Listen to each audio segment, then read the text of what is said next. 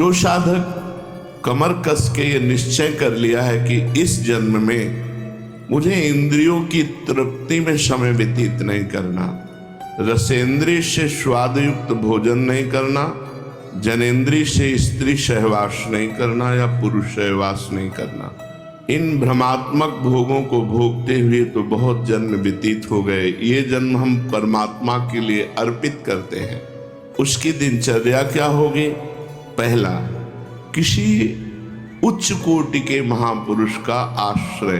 पीछे वर्णन हुआ है कि जो किसी महान संप्रदाय से जुड़े हों, जो जितेंद्रिय हों, विषय लोलुप न हो, केवल परमात्म चिंतन में ही जिनका समय जाता हो, भगवान से प्रार्थना करे ऐसे सदगुरुदेव मुझे मिले। सदगुरुदेव की शरण लेकर के फिर पहला उनकी आज्ञा में अपने जीवन को समर्पित करना। जो भगवत मार्ग में चलना चाहते हैं, सदगुरुदेव की शरण, उनकी आज्ञा में जीवन आज्ञा पे ये प्रश्न नहीं होता कि क्या आज्ञा। गुरु आज्ञा में बहुत बड़ी सामर्थ्य है। गुरु ने आज्ञा कर दी।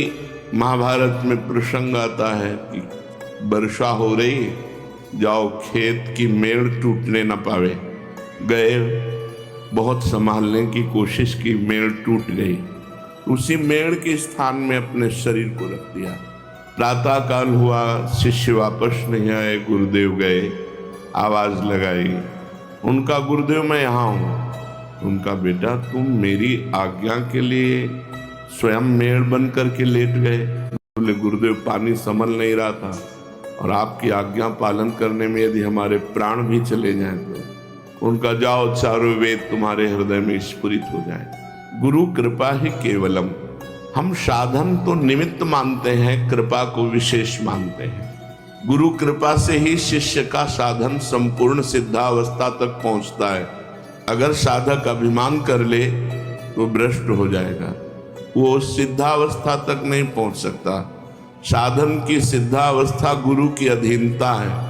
जो सोचे कि हमने गुरु मंत्र ले लिया, गुरु से उपदेश ले लिया, अब गुरु की क्या आवश्यकता है, अब तो हम साधना करें, साधना करके भगवत प्राप्ति कर ले, असंभव। पीछे चर्चा में कहा गया था जैसे जल के संयोग से कमल पुष्ट होता है और जब सूर्य उदय होता है तो खिल जाता है। सूर्य है गुरुदेव और जल का संयोग है उनकी आज्ञा, और हम हैं कमल। अगर हम उनकी आज्ञा के संयोग में बने रहे तो उनके प्रकाश से हम खिल जाएंगे, हम भगवत आनंद में डूब जाएंगे। और यदि गुरुदेव की आज्ञा रूपी जल संग का त्याग कर दे तो उसी तेज से वो कमल भस्म हो जाएगा। जो गुरु की अवज्ञा कर देगा उसकी साधना कितनी भी उच्च कोटि की हो, वो कभी सिद्ध पुरुष नहीं हो सकता, कभी भगवत साक्षात्कार नहीं कर सकता, कभी आनंद का अनुभव नहीं कर सकता। इसलिए गुरुदेव की अधीनता, उनके वाक्य को ही वेद वाक्य मानना। ध्यान मूलम गुरु मूर्ति, पूजा मूलम गुरु पदम, मंत्र मूलम गुरु वाक्यम, मोक्ष मूलम गुरु कृपा। मंत्र का मूल गुरु के वाक्य और मोक्ष का मूल गुरु की कृपा है। गुरुदेव मनुष्य हैं ऐसा अधम साधक मानता है, गुरुदेव अच्छे संत हैं ये मध्यम साधक मानता है। और गुरुर ब्रह्मा गुरुर विष्णु गुरुर्देव महेश्वरा, गुरु साक्षात परब्रह्म तस्मै श्री गुरुवे नमः, ये उत्तम साधक का लक्षण है कि जो परब्रह्म सामने हमारे बैठे हुए हैं, हमें और कोई अनुभूति नहीं करनी। हमारे गुरुदेव परब्रह्म है, उनके वाक्य ही वेद है, उनकी आज्ञा का पालन ही साधना है और उनकी प्रसन्नता ही सिद्धावस्था है। अब उस साधक को अपनी दिनचर्या बनानी चाहिए। नित्य स्वाध्याय,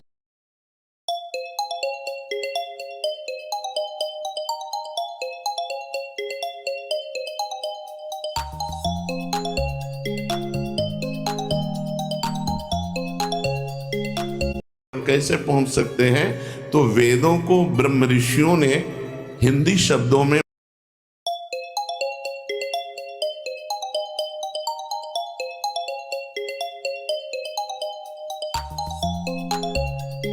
स्वाध्याय करना, जैसे श्रीमद् भगवत गीता जी है, श्रीमद् भागवत जी हैं, बहुत सरल भाषा में गोस्वामी तुलसीदास जी ने रामचरितमानस है और बड़े बड़े महापुरुषों के वचन हैं, वो सब जब एक धरा है, उस स्थिति में जब महापुरुष पहुंचते हैं तो सबके वाक्य एक ही जैसे मिलते हैं। शब्दावली अलग हो सकती है, भाषा अलग हो सकती है, लेकिन स्थिति सब में एक ही हमने पाई।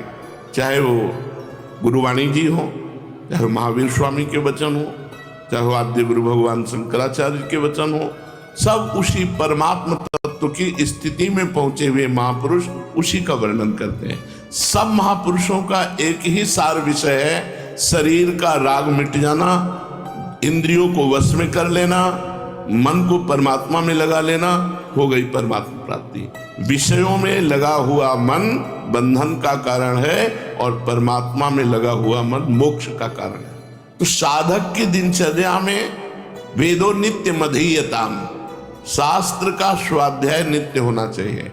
जैसे अपनी वाणी है श्रीमद चतुरासी जी 42 लीला, ये जो भगवत लीलाओं का गायन करने वाले हैं, इनका तो गायन किया ही जाए, लेकिन सिद्धांत जरूर पढ़ा जाए। अगर सिद्धांत जीवन में नहीं है तो आप लीला गायन करके, नाम जप करके, वैराग्य धारण करके भी भोगों में भ्रष्ट हो जाएंगे। सिद्धांत तो वो मेड़ है जो साधक को फूटने नहीं देती, बहने नहीं देती, भ्रष्ट नहीं होने देती। सिद्धांत समझ लेना चाहिए। बिल्कुल एक श्लोक में हरिवंश महाप्रभु सिद्धांत का वर्णन, एक दोहे को मान लो तो उसी से काम चल जाएगा। एक श्लोक, दूरादपाश स्वजनान सुखमर्थ कोटिम सर्वेषु साधन वरेषु चिरम निराशा वर्षंतमेव सहजाद्भुत सौख्य धाराम श्री राधिका चरण रेणु मामिस्मरा। पारिवारिक जनों से दूर रहो, सीधे आदेश है। अय वैरागी, अय भगवत तत्व के ज्ञान को प्राप्त करने वाले जिज्ञासु, दूरादपाश स्वजनान, जो शरीर संबंधी जन हैं, इनसे दूरी बनाओ। यदि गृहस्थ हो तो इनमें भगवत भावना करो, मोह को मिटा दो। और यदि वैरागी हो तो भगवत भावना करके इनसे दूरी बनाओ। दूरादपाश स्वजनान। अगर कोई कहे कि फिर मातृ ऋण, पितृ ऋण, ऋषि ऋण, देव ऋण, ये भगवत प्राप्ति होते ही सारे ऋणों से वो जीव मुक्त हो जाता है और उसके माता पिता परिवार सबका कल्याण होता है।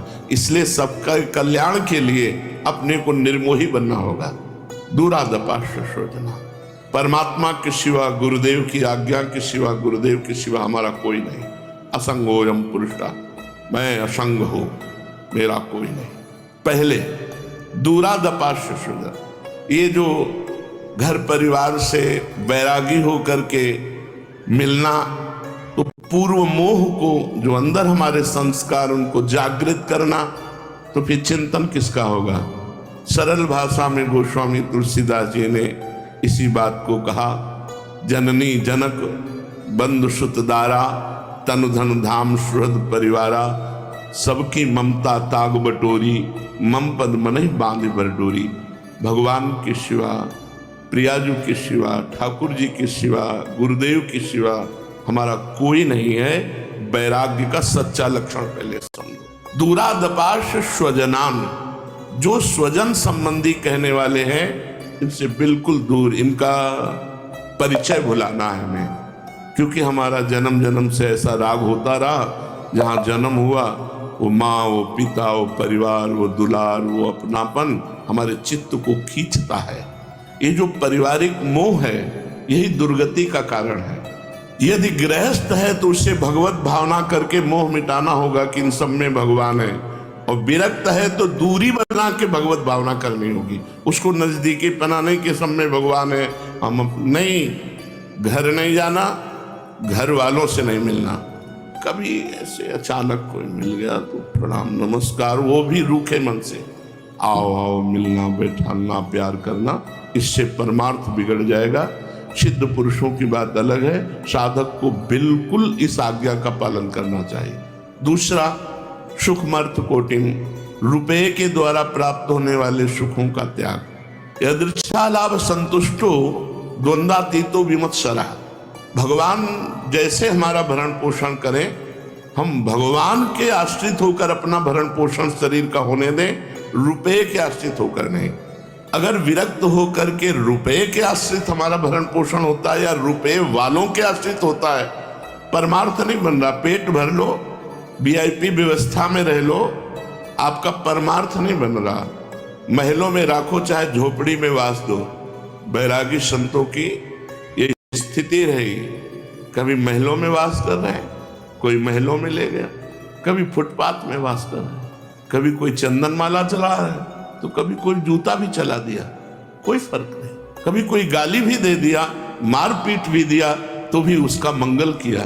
तुम्हारा मंगल हो, भगवान तुम्हारा कल्याण करे, तुम्हारा मंगल हो। कभी उनसे द्वेष, साधु बहुत बड़ी स्थिति होती है। तो सुखमर्थ कोटिम, रुपए का आश्रय नहीं अंदर से होना चाहिए, आश्रय भगवान का होना चाहिए। तीसरा, शरीर राग, सर्वेषु साधन वरेषु, इसमें शरीर राग छिपा हुआ है। मैं ये साधना करता हूं, इस साधना के बल से भगवत प्राप्ति करूंगा, इसमें भी अहम ग्रह है। अहम है, अहम होने के कारण वो भगवत प्राप्ति नहीं कर पाएगा। इसलिए साधन तो हम कर रहे हैं, पर गुरु कृपा का आश्रय है। गुरु कृपा से कर रहे हैं, भगवत कृपा से कर रहे हैं। हमारा जो साधन बन रहा है, मुझे इसका बल नहीं है, मुझे गुरु कृपा का बल है, भगवत प्राप्ति का। 3 बातें हरिवंश महाप्रभु ने कही। सबसो हित निष्कामति श्री वृंदावन विश्राम, श्री राधा वल्लभ साधन बन रहा है, मुझे इसका बल नहीं है, मुझे गुरु कृपा का बल है, भगवत प्राप्ति का। 3 बातें हरिवंश महाप्रभु ने कही। सबसो हित निष्कामति श्री वृंदावन विश्राम, श्री राधा वल्लभ लाल को हृदय ध्यान मुख नाम।